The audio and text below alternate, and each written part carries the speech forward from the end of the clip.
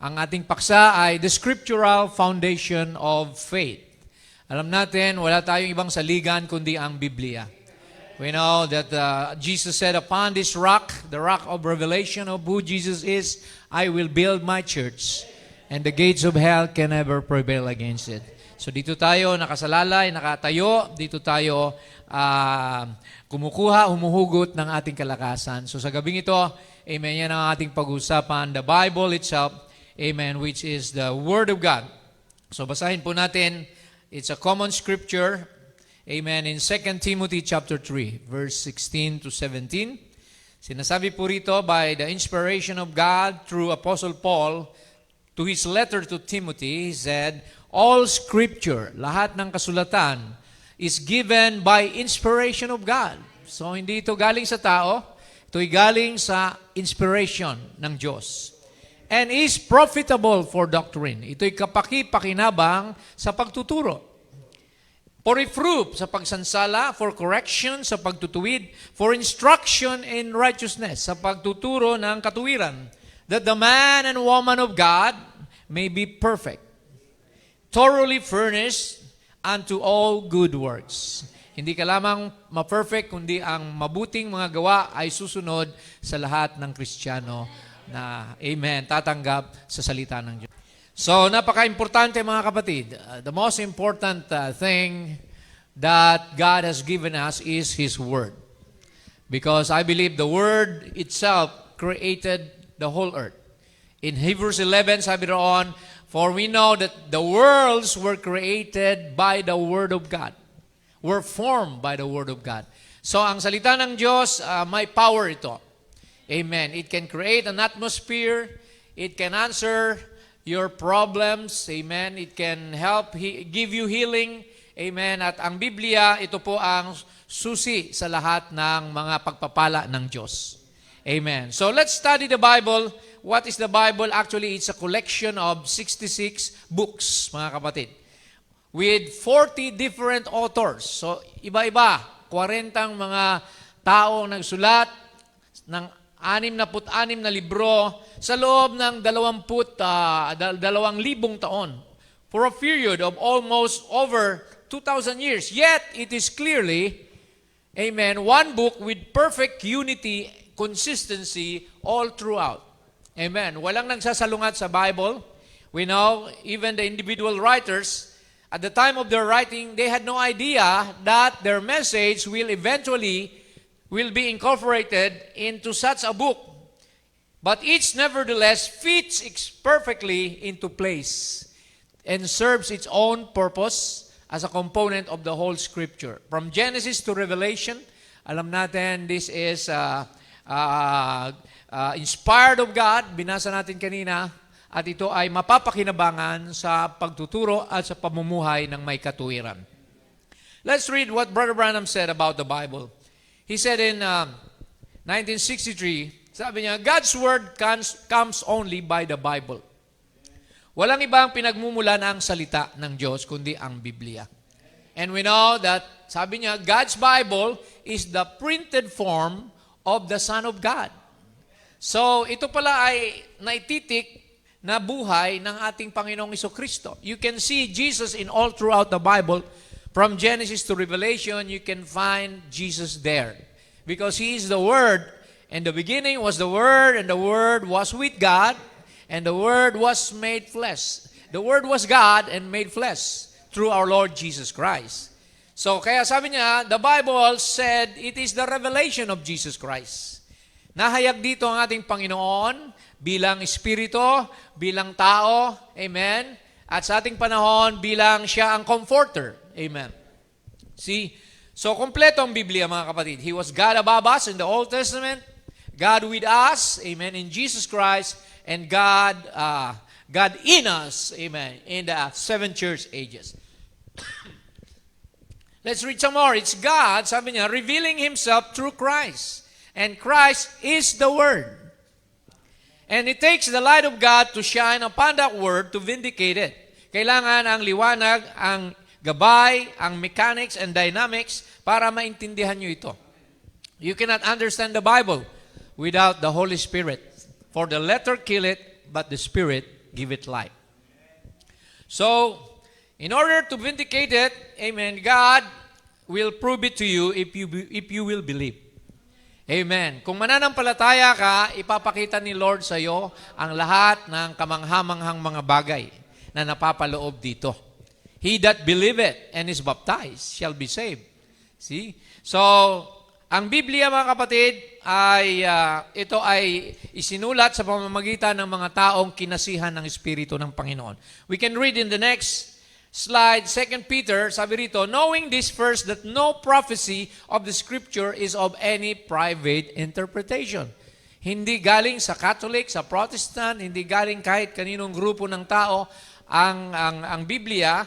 For the prophecy came not in old time by the will of man, but holy men of God spake as they were moved by whom? By the Holy Ghost. So silang nagsulat, amen, hindi tao ang author nito. It's God Himself. Why would Isaiah write, a virgin shall conceive? While a virgin can never conceive. Because it was God Himself speaking and letting Isaiah write things, amen, that will take place. Because this is also a book of prophecy. Tingnan natin ang explanation ng ang prophet about the Bible. Sabi niya, the Holy Spirit feeds on the Word of God. So ang Holy Spirit, kung gusto mo siyang makamtan sa buhay mo, kailangan manginain ka ng salita ng Diyos. Christians should always read the Bible. For the Holy Spirit feeds, its food is the Word of God. So kung gusto mong kasihan ka ng Espiritu ng Diyos, lagi kang magbasa ng Biblia dahil kanyang salita. This is God's love letter to you. That's why it says, man shall not live by bread alone. Ang tao hindi mabubuhay sa tinapay lamang, sa kanin lamang, sa salapi. See? Tinawag ding bread, di ba? Ang pera. See? But by every word that proceed out of the mouth of God. Sinong mouth of God? The prophets. They are the mouthpieces of God. That's what the Christian lives on the Word. Dito tayo namumuhay, mga kapatid. This is our common denominator. Kaya tayo nandito, dito tayo nagkakasundo. Dito tayo nagkakaisa sa mensahe. And the Holy Spirit loves the Word. And He is here tonight to receive the Word. It's in you. So ang Holy Spirit pala, nasa inyo, naghihintay siya na mapakinggan niya yung kanyang salita. Wow, praise the Lord. See, it's in you. As the Word comes forth, then the Holy Spirit takes the Word of God and reveals it. Ihahayag sa inyo ang napapakinggan nyo. Magmamanifest ito because the Word of God will never return void to Him. Amen. It will produce what it has been meant to, like a seed. Amen. Every seed will bring forth of its kind. And the Word is a seed. The Bible itself, mga kapatid, alam natin na ito ay binhi ng Diyos na nahuhulog sa matatabang lupa. At yan ay ang ating puso. Ano pa ang sabi ng prophet? Paano mo malalaman ang mabuti at masama? You can only know right and wrong through the Bible. Amen? How are you going to know what's right and wrong? Give it the word test. If it's not in the Bible, amen, it's not the truth. Amen. Sabi nga ni Paul, diba? Let every man's word be a lie. And let God's word be the truth. Amen. Even if an angel comes from heaven and preach anything that we have not preached, let him be accursed. Ganon si Pablo kahigpit, mga kapatid. Amen. See, that's the way to tell whether it's right or wrong. Give it the word test. See what it says about the word. Any spirit and see what it says about the word. If it denies the word, it is not of God. Amen. So pag ito raw ay sumalungat sa salita ng Diyos, hindi sa Diyos yan. So alam natin ang mga palatuntunan ng Biblia. Amen. So no matter what it is, if it denies the word, it is not of God. See? Give it the word test. Nasa Bible ba yung sinasabi mo, kapatid? Basahin nga natin. Yung pagpapahaba ng buhok, nasaan yan sa Bible? 1 Corinthians 11:15. Na ang mahabang buhok para sa babae, a long hair is a glory unto a woman and is given as a veil, as a covering. So kung wala kang long hair, hindi ka veiled, hindi ka kagalang-galang sa Diyos pag pumasok ka sa church. Because a veil, hindi yan handkerchief, hindi yan sombrero, ito ay yung long hair ng babae. Amen. So marami pa tayong makikita sa Bible, mga kapatid, simple things that if people tells you na okay lang kayo magputol ng buhok, see, it's not in the Bible. Sabi ng Bible, an uncut hair, amen. That's what God wants you women to do. Matthew 24, chapter 35, heaven and earth shall pass away, but His word will never pass away. Mawala ng lahat, ito hindi mawawala. Saan ka pa? Dito ka na, kapatid. May buhay na walang hanggan sa kanila na mananampalataya. He that heareth my word, Jesus said, John 5:24, and believeth on Him that sent me has everlasting life, and shall not come to the judgment, but is passed, amen, passed, exempted, amen. You have passed from death unto everlasting life, unto life, amen. Praise God. Sabi ng prophet dito, let's look at the description of Brother Branham about the Bible. The Bible is not a book of systems. It's not a book of, or a code of morals. The Bible is not sabi niya rito, it is not a book of morals. It is not a book of history altogether, or neither it is a book of theology, for it is the revelation of Jesus Christ. Ito, pag binasa mo, mahayag sa iyo kung sino si Jesus Christ. God manifested in flesh. Amen. Ang Diyos na nagkatawang tao. See? Diyos sa lumang tipan, Diyos sa bagong tipan, at Diyos pa rin. Amen. Sa hinaharap. Amen. He is the same yesterday, today, and forever. He is the Almighty. He is to come. He was, He is, and is to come the Almighty. So the Bible is the complete revelation of Jesus Christ. As written by the prophets in Hebrews 1:1, God in sundry times spake to the fathers by the prophets, and in this last day, speak to us through His Son, Jesus Christ. So sa mga nakaraan, nangusap ang Panginoon sa pamamagitan ng mga propeta, pero sa huling mga araw, Siya'y nangusap sa pamamagitan ng Kanyang anak. Which was the prophets, all of them put together. So si Jesus Christ, nasa Kanya lahat ng mga prophets. See, sabi niya, I did not come to break the law, but to fulfill it. Amen, mga kapatid. Now, sabi niya rito, Jesus was Malachi. Jesus was Jeremiah. Jesus was Isaiah. He was Elijah. All that they were in Him. Because they were anointed prophets. And the word anointed means Christ. Christ, the anointed one. So in the days of the Old Testament, nung wala pa si Jesus Christ, meron siyang mga anointed ones. Witnesses of the Word. So it is not a book of systems or a code of moral ethics. Neither it is a history book. It's a book of, or book theology. Sabi niya, all in all, it's the revelation of Jesus Christ. Pinagsama-sama na yan, mga kapatid. The Bible is the Word and God is the flesh. God is the Word, rather, and Jesus being the flesh, it's a revelation of how God, the Word, was manifested in human flesh and revealed to us. So, 1 Timothy 3:16, anong sabi doon? Great is the mystery, or sabi doon, for without controversy, great is the mystery of godliness, for God was manifest in the flesh. Ang Diyos ay nahayag sa laman. Amen. Now, bakit siya nahayag sa laman? We will know in a little while. Alam natin, without the shedding of blood, there's no remission of sin. And Jesus is the blood of God. Amen. It was written by 40 different writers. 40 men wrote the Bible over a space of 1,600 years apart, different times, predicting the most important events that ever happened in world's history. Many times, 100 years before it happened, and there is not one error in the entire 66 books. Amen. Pag may nakita kang error, yung understanding mo ang may error. Amen. Dumami yung understanding, kaya dumami ang religion, dumami ang denomination, because they want to put their own private interpretation. But God doesn't need your interpretation. He interprets His own word by making it come to pass. Amen. Ganon ang Panginoon. Pag sinabi niya, magaganap yun. Amen. So no anchor, But God Himself could be so accurate. Not one word contradicts the other. See?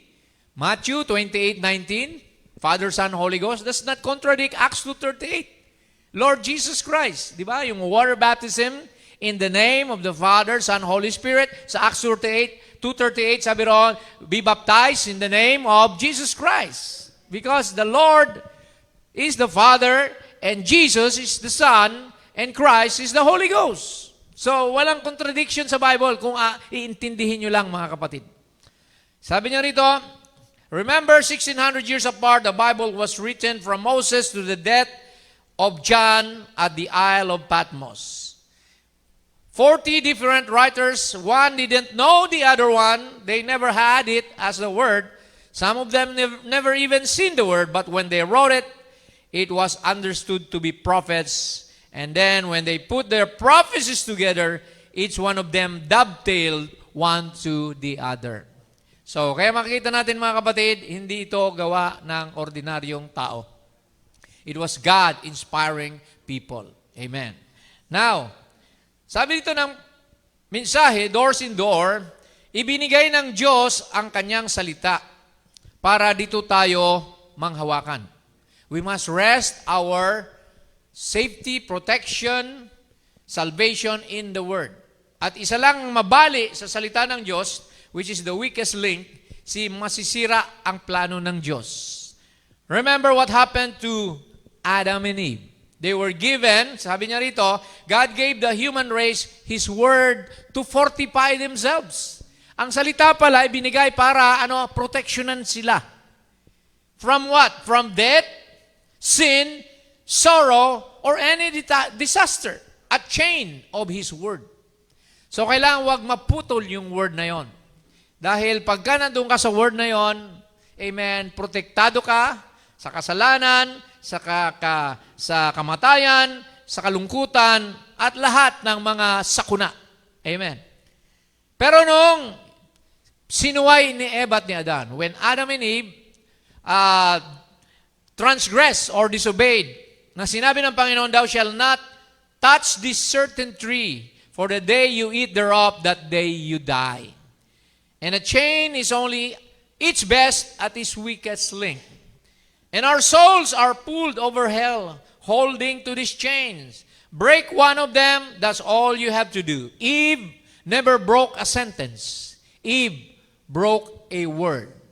By whom? By Satan. By wisdom offered to him by Satan. And that was the first book, Genesis, mga kapatid.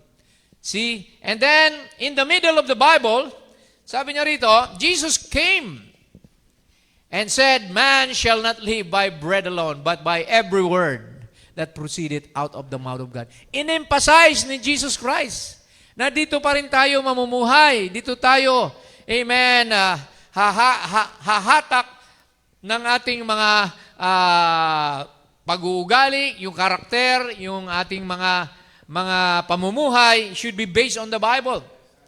Not part of them, just one here and there, but every word that proceed out of the mouth of God. And then sa last chapter, Revelation, sabi pa rito, huwag kayong magdagdag, magbawas sa Biblia. Dahil pag nagdagdag kayo, dadagdagan ng salot sa buhay nyo. Pag kayo'y nagbawas, aalisin ng Diyos ang bahagi nyo sa aklat ng buhay. Amen. On the 22nd chapter, the last chapter of Revelation, he said, whosoever shall take one word out of this book or add one word, his part will be taken off from the book of life. See? So we believe that man lives by every word of God. So naintindihan mo ba natin, mga kapatid? So, Lot's wife, sabi ng anghel, don't turn back. Nag-turn back siya, naging batong asin. Kaya Jesus said, remember Lot's wife. When Jesus preached, nabanggit pa niya asawa ni Lot. Kaya napaka-sagrado ng Biblia na ito, mga kapatid. Dapat bantayan natin ang ating buhay kung ito ay ating nasusunod. Ito ba ay ating pinagbubulay-bulayan? Sabi nga kay Joshua, ito ay ilagay mo, itali mo ang salita ng Diyos sa iyong leeg. Amen. Sa inyong, isulat nyo sa mga patibayan ng inyong tahanan at huwag mong aalisin sa iyong isipan. Amen. upang gawing masagana, that thou shall make your way prosperous. Amen. And sa doon sabi, magiging good success ang buhay mo kapag you stay with the Word and don't depart from the commandments of God. Can we say amen? Isang lugar lang daw ang hindi pwedeng tamaan ng kamatayan. Ang nasa salita ng Diyos. There's only one place that spiritual death cannot strike. That's the Word. Death cannot strike the Word because it's a living Word of God. Praise the Lord. Remember when Satan tempted Jesus in Matthew chapter 4. He had 3 temptations and Jesus always pointed him to the Bible. Sabi ni Satan, oh, you're hungry now. Turn these stones into bread. But Jesus said, man shall not, it is written. Sabi ni Jesus, it is written, man shall not live by bread alone. And then, inoferan siya. Ano pa yung sumunod? Sabi niya, nakikita mo ba? Do you see all these kingdoms and nations? They are mine. Just worship me and I will give them all to you. Bakit na-claim ni Satan yon? Because Adam and Eve forfeited the title to this earth. Napunta sa Diyos, sa diablo, pero binawi rin ng Diyos. Kaya sabi ni Jesus, it is written, thou shalt only worship the Lord thy God, and Him alone thou shalt serve. It is written. See? Pinapatalon siya doon sa tuktok. Di ba? Sa pinnacle, jump because the angels will catch you. Jesus said, anong sabi ni Jesus? Get away, get thee hence, Satan. Amen. Praise God. Kaya, mga kapatid, yan ang importante. Ituro natin ang bawat bagay, spirito, ikonsulta natin sa Biblia. See? So, when you put creeds with it, pag dinagdagan mo na ng credo, dogma, the word moves out to itself. It will separate like water from oil, so you cannot mix it together. So, hindi pala pwedeng haluan ito ng credo, tradisyon, dogma. Therefore, see, when the creed comes into a denomination, they will go after the creed. And the word dies out and goes on with somebody else. When Luther came with the word, it was fresh manna during the Reformation.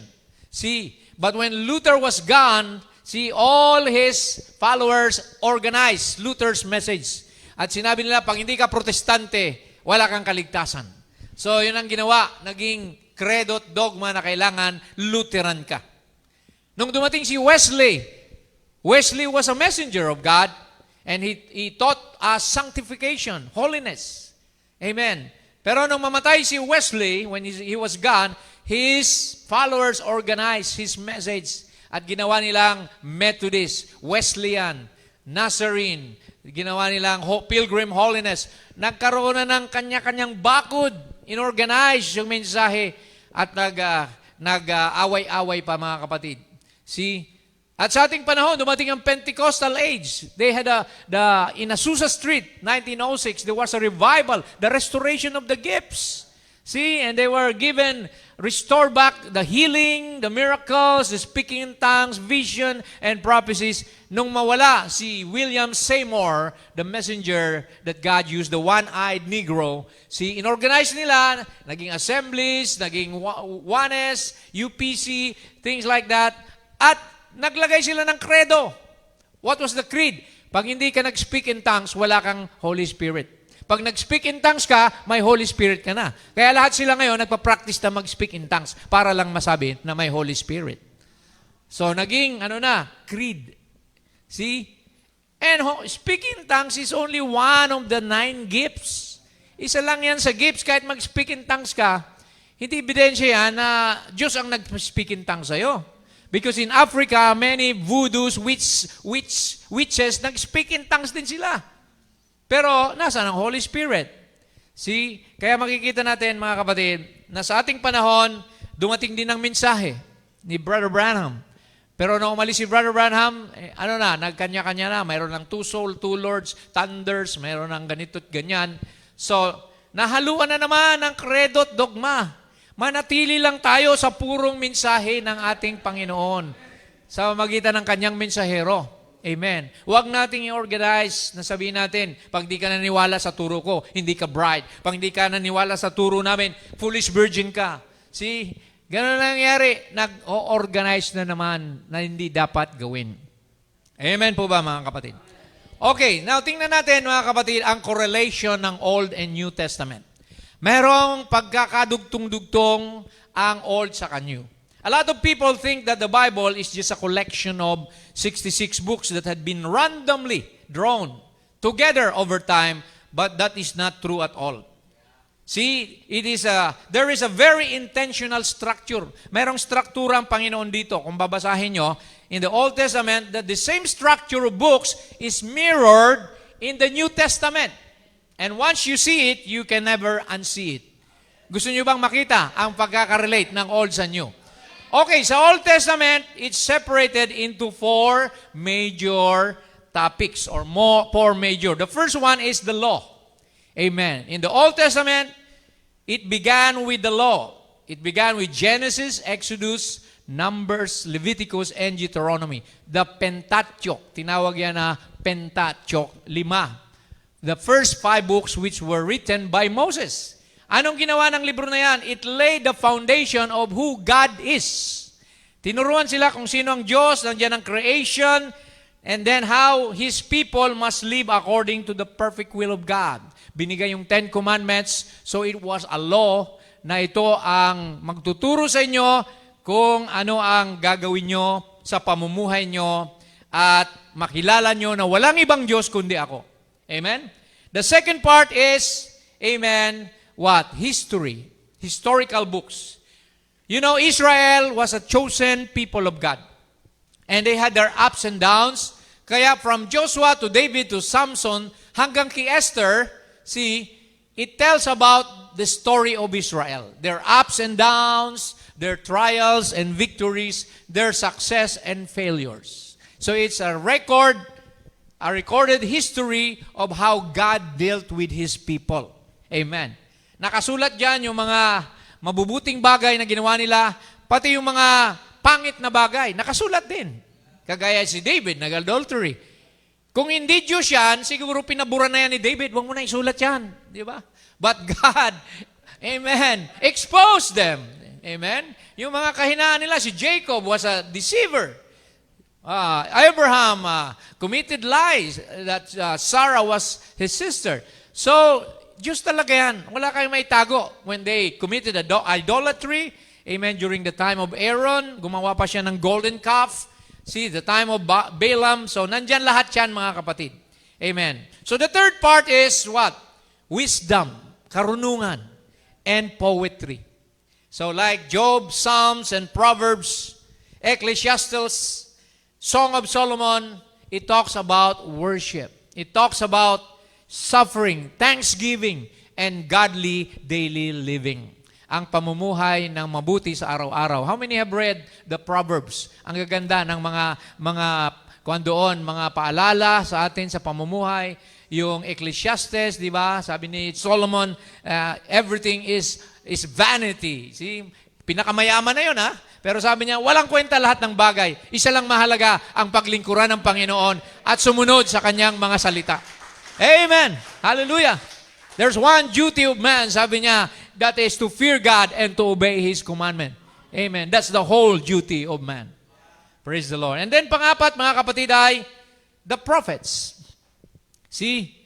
So, ang mga propeta, they were calling the people of God back to faithfulness. See, God's prophet are His mouthpieces. Amos 3:7, anong sabi roon? Amen. Amos 3:7, God will surely do nothing except He revealeth His secrets to His servants, the prophets. So the prophets, the major prophets, like Isaiah, Jeremiah, Ezekiel, Daniel, mga major prophets yun, and then the minor prophets from Hosea, Joel, Amos, Obadiah, Jonah, Micah, Nahum, Habakkuk, Zephaniah, Haggai, Zechariah, and Malachi, amen, they were the last part of the Old Testament. Why? To restore the faith of Israel back to God, because they were cast away, they were rebels. See, kaya kinailangan padala ng propeta. Amen? So yan po yung apat. Law, and then we have history, and then we have the wisdom, poetry, and then the prophets. Nasusundan po ba natin? Now, sa New Testament, tingnan natin, mga kapatid. Ganon din ang New Testament. What is the first part of the New Testament? It's the four gospel. Ang apat na ebanghelyo ni Jesus Christ through the four disciples, Matthew, Mark, Luke, and John. What was the purpose of the four gospel? It is to introduce Jesus Christ, God Himself becoming flesh. Amen. That is Old Testament. He was God in spirit form. And now in the New Testament, God came down. Amen. And showed Himself as a man. Praise the Lord. Nasusundan po ba natin, mga kapatid? To die for our sins. To redeem us and to save mankind. Because walang makasunod, nobody has ever followed or obeyed the Ten Commandments in full. So Jesus came as a man to obey, amen, all the commandments of God, so that when you are in Jesus, you have already obeyed the commandments, amen, through faith in Christ. Amen. Look at Matthew, Mark, Luke, and John. They introduced Jesus in four different aspects. Amen. Si Matthew, he introduced Jesus as the Lion of the tribe of Judah. Si Luke, he introduced Jesus as our kinsman redeemer, face of a man, face of a lion, or the lion. And then Jesus as a servant and yoke burden bearer was introduced by, sino mga kapatid? Si Mark, okay? And then last si John, Jesus was introduced by him as the divine word, the Logos, amen, becoming flesh.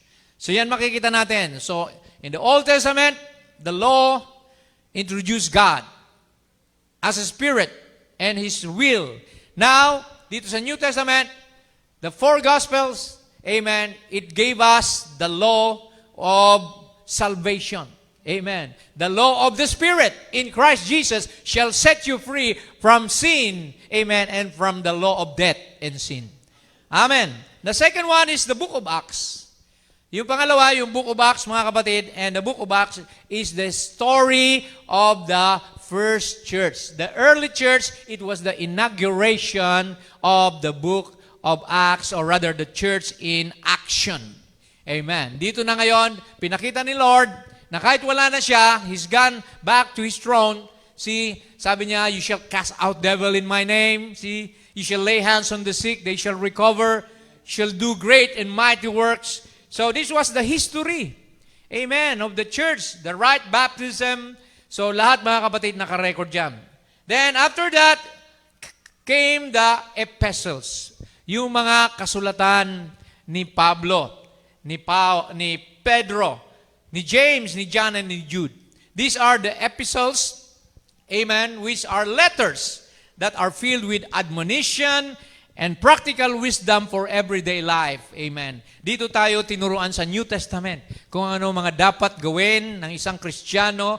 Magkaroon ka ng love, joy, peace, the fruits of the Spirit. Tinuruan tayo paano magkaroon ng patience, magkaroon ng tinatawag natin faith, virtue, knowledge, temperance. Lahat ng yon, godliness, brotherly kindness, and divine love. So dito nakasulat lahat yan. Even in James, sabi ni James, huwag kayong humatol, di ba? Faith without work is dead. See? So lahat yan ay paalala sa atin bilang mga Kristiyano. And last but not the least is the book of Revelation, which is a book of prophecy. Amen.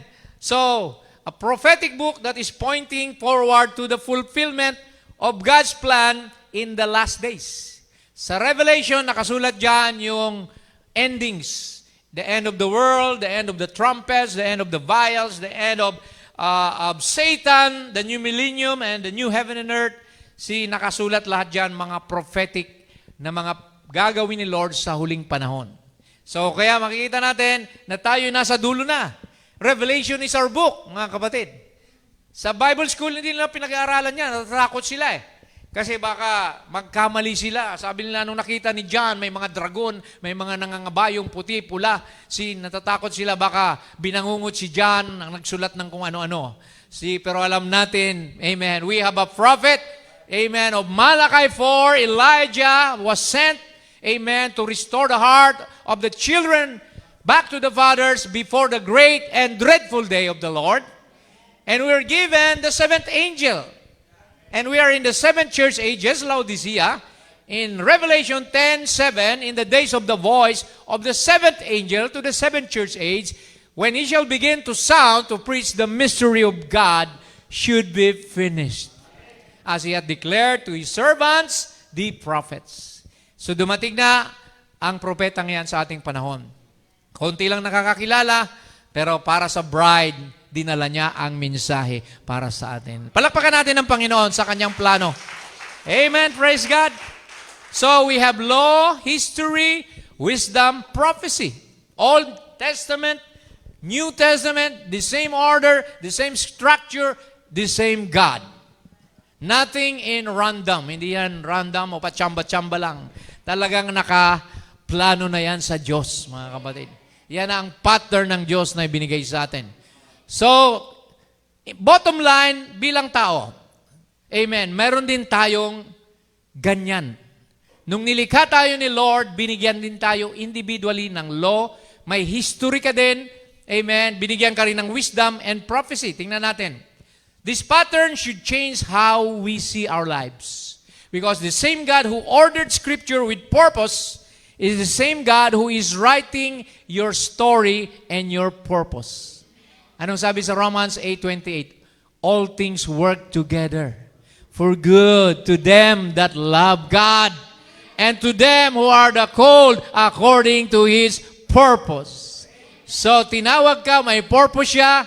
Amen. Kaya kailangan gawin din ni Lord, i-fortify ka niya nitong apat na to. So, the first one, we are living in the law. What kind of law? The law of life and death. Mababasa natin sa John 1:17.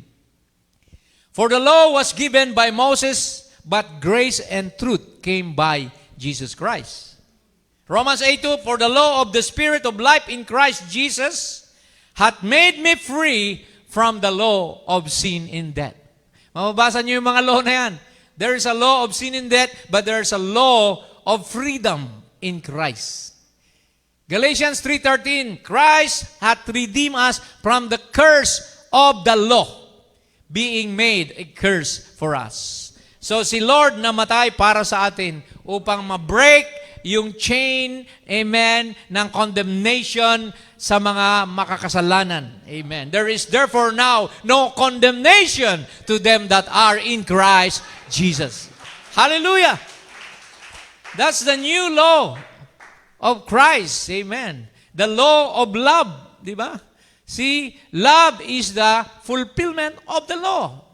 Amen. The 11th commandment, Jesus said, you must love God with all your heart, love Him with all your mind, your soul, and love your neighbor as you love yourself. So the first commandment is to love God, honor God, no other God, and then the 9 commandments, or 8 following it, is about people. Thou shalt not kill, thou shalt not commit adultery, thou shalt not steal. See, yun ay napapaloob sa love lahat.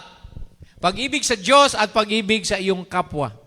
Amen. So makikita din natin sa Deuteronomy 11:26 or 11:26 and 28, nandito yung law of blessing and a curse. Sabi po rito, behold, I set before you this day a blessing and a curse. What is the law of that?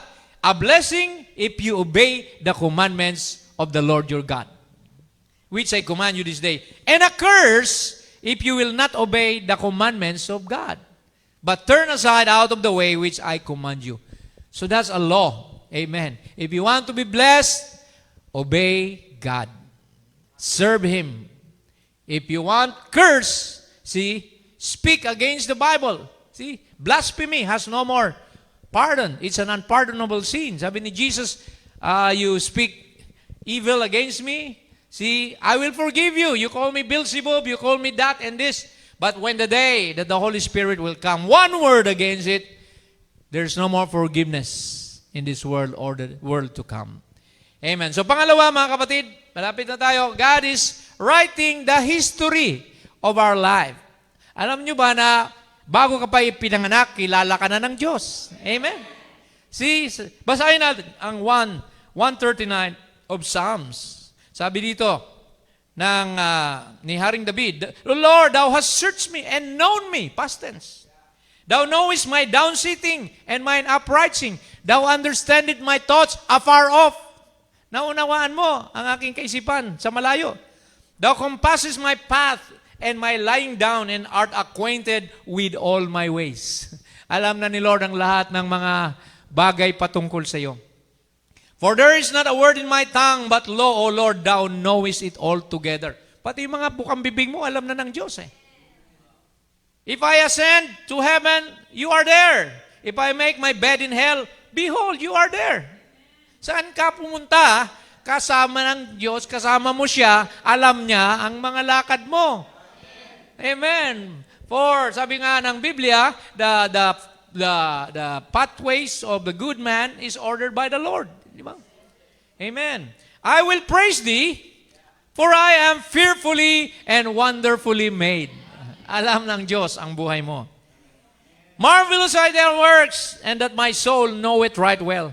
My substance was not hid from you when I was made in secret and curiously wrought in the lowest part of the earth. Thine eyes did see my substance, yet being unperfect, and in thy book all my members were written, which in continuance were fashioned, when as yet there was none of them. How precious are thy thoughts unto me, O God. How great is the sum of them. Hallelujah. Amen. So why will you worry? Why will you fear? God knows every inch, every bit of your life. Yung pinagdadaanan mo, yung ups and down mo, nakita na ng Diyos yan. At hindi ka niya iwanan, hindi ka niya ipapahiya. Amen. God will protect you. Amen. God will provide a way of escape for you when there's a trap set before you by the devil. So yan ang history natin. God knows your history. He has even written your name in the Lamb's Book of Life. He knows the number of your hair. Di ba? Bilang na niya ang buhok mo. Okay, pangatlo, alam natin, part ng history, John 15:16, you have not chosen me, but I have chosen you. And ordain you that you should go and bring forth fruit, and that your fruit should remain, that whatsoever you ask the Father in my name, He may give it to you. Jeremiah 29:11, for I know the thoughts that I think toward you, said the Lord, thoughts of peace, kapayapaan ang nais ko para sa iyo. And not of evil, hindi kasamaan, and to give you an expected end. Expected na ni Lord ang dulo mo. Saan? Sa rapture. Sasama tayo doon sa langit sa Kanya. Because He prepared a mansion for us. Amen. There's an expected end for each and every one of us. Hindi masama. Amen. Kundi maluwalhati. Amen. It's a glorious end with the Lord's presence. Amen. Then, pangatlo, He giveth us wisdom. Anong wisdom binigay sa iyo? Sabi sa James 1:5, if any of you lack wisdom, let him ask of God. Hallelujah. That giveth to all men liberally, and upbraideth not, and it shall be given him. Colossians 3:16, let the word of Christ dwell in you richly in all wisdom. Ephesians 1:17, that the Lord God, Jesus Christ, the Father of glory, may give unto you the spirit of wisdom and revelation in the knowledge of Him. Na kayo raw ay magkaroon ng kapahayagan kung sino siya. And Colossians 4:5, walk in wisdom toward them that are without, redeeming the time. So, amen. Praise God. We have been given the law of life. Our history is already written in the Lamb's Book of Life. Your name as well. And now, He giveth us wisdom. And last but not the least, amen, your life is written in God's book of prophecy. Ephesians 1:4 and 5. According as He has chosen us when in Him were before the foundation of the world. Wala pang langit at lupa, nakahula na ikaw. That we should be holy, na magiging banal tayo. And without blame before Him in love, having predestinated. So, pagka-prophecy, vision yan, predestinado ka. Amen. Na maligtas, na tumanggap sa Kanya sa huling panahon. Unto the adoption of children by Jesus Christ to Himself, according to the good pleasure of His will, to the praise of glory of us? No, of His grace, wherein He hath made us accepted in the beloved.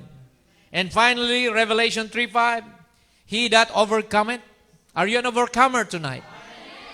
The same shall be clothed with white raiment. Bibihisan ka ng maputing damit. And I will not blot out his name out of the book of life. Hindi ko buburahin ang pangalan nila sa aklat ng buhay. Si Judas nabura eh. Di ba? But I will confess his name before my Father and before his angels. Yan ang nakahula sa atin. Yan ang nakatalaga sa iyo. Kaya magpapatuloy ka. Amen. Sabi ng Bible, make your calling and election sure. For if you do these things, you shall never fall. Next slide. Amen. So there is a divine structure, in conclusion, underneath the surface of our life that is at work behind the scenes. So worry not, fear not, because we are serving a God who has a purpose, who has order, and who is creating a masterpiece. What is the masterpiece of God? Christ and His lovely bride. Amen. Tinatawag na yon ang nobya ni Kristo. Paul said, I espouse you as a chaste virgin to Jesus Christ. And sa Revelation 19:7, sabi roon, let us be glad and rejoice and give honor to Him, for the marriage of the Lamb is come, and His wife hath made herself ready. Are you ready? Palakpakan natin ang Panginoon. Hallelujah! Nakapaloob. Nakapaloob sa Biblia ang buhay mo, kapatid. You don't have to worry. Amen? Just commit to the Lord everything. Kaya in closing, ang final admonition natin dito, huwag ka lang magmalaki. Don't boast, but be humble. And then God loves the humble people. Sabi niya, he that humble himself, he will be exalted. The way up is down. Thus said the Lord, Jeremiah 9:23, let not the wise man glory in his wisdom, neither let the mighty man glory in his might. Huwag daw magmalaki yung mga malalakas at mga matatalino. Let not the rich man glory in his riches. Huwag magmayabang sa mga kayamanan ninyo. But let him glory in this. Dito tayo magmalaki. Sa ano? That he understand it. Na may revelation kayo. And know it me, na nakakilala sa akin, sabi ng Diyos. Doon kayo magmalaki, nakilala niyo siya. That I am the Lord which exercise loving kindness. Ako ang Diyos, Panginoon na nagmamahal sa inyo. Judgment na humahatol and righteousness. Nagbibigay ng katuwiran in the earth, for in these things I delight. Dito sa mga bagay nito, dito ako nalulugod. Sabi ng Panginoon. Hallelujah. So huwag tayong magmalaki sa ating karunungan, huwag magmalaki sa ating kalakasan. Amen. Huwag kang magmayabang sa iyong kayamanan.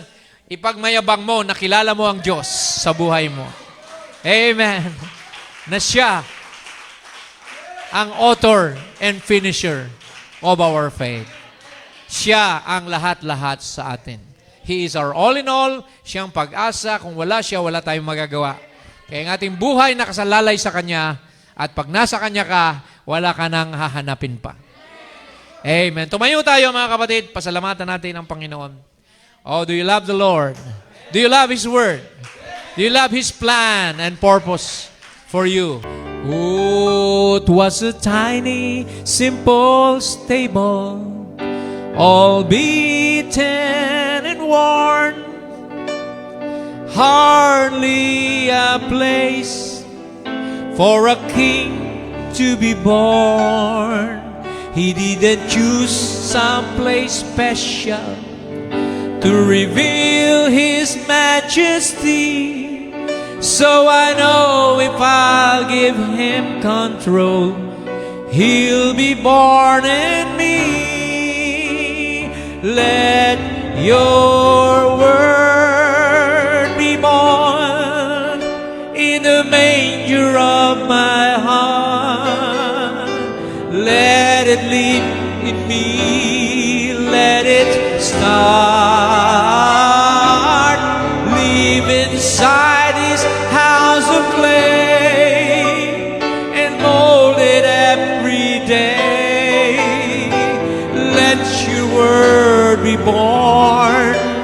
in the manger of my heart.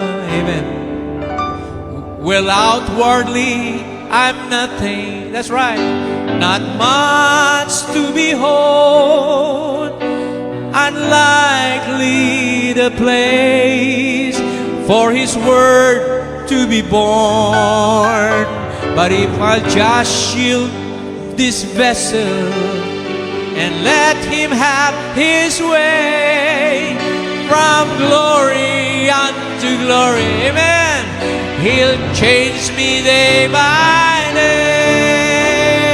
Let your word be born in the manger of my heart. Sing it.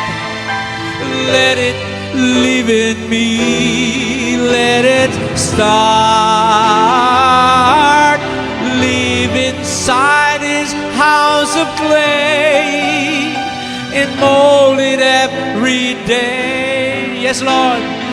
Let your word be born in the manger of my